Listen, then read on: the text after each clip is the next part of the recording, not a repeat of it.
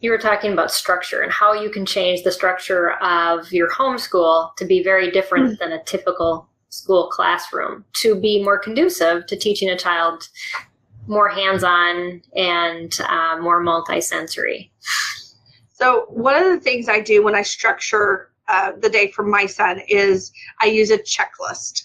I have everything written out that I want to accomplish for that day. So if we're doing flashcards, if we're reading a book, we're going to do a math page, whatever we're going to do, it's all written down on that page. So he kind of sees what his day is going to be like as a whole.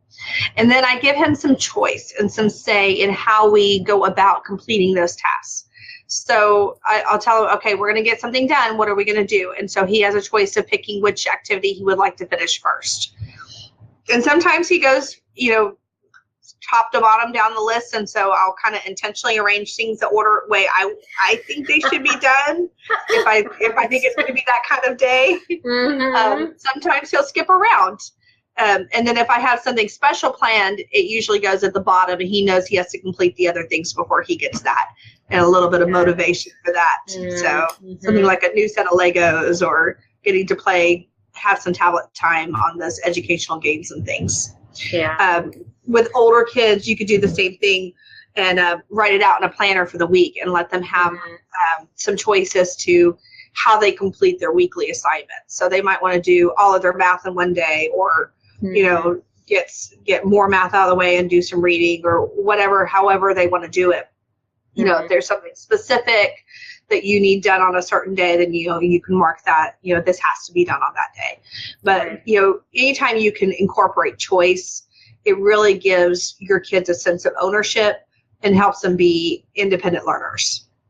Yeah, definitely. And you've got an article on the SPED Homeschool website that has a picture of your checklist for your left-handed son. And you got to see this. Just search left hand on our website, because Amy moved it to the other side because her left-handed son was covering up the check boxes with his left hand instead of seeing them. He was having a hard time going across and checking on the right hand because he was left-handed. So his hand covered the page.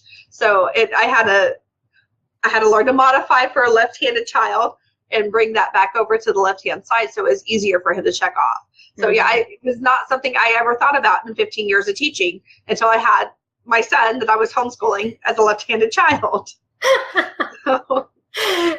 Yeah, you learn so much more as a parent. So don't feel like if you don't have a degree, you're not equipped, because you I think of all the people on our team that have degrees in teaching, they're like, I learned so much more about teaching when I started homeschooling.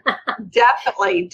That is when I started learning, and it was sitting at the feet of the veteran mamas and all the information that I've learned from the moms in SPED Homeschool and around here and locally and everything else.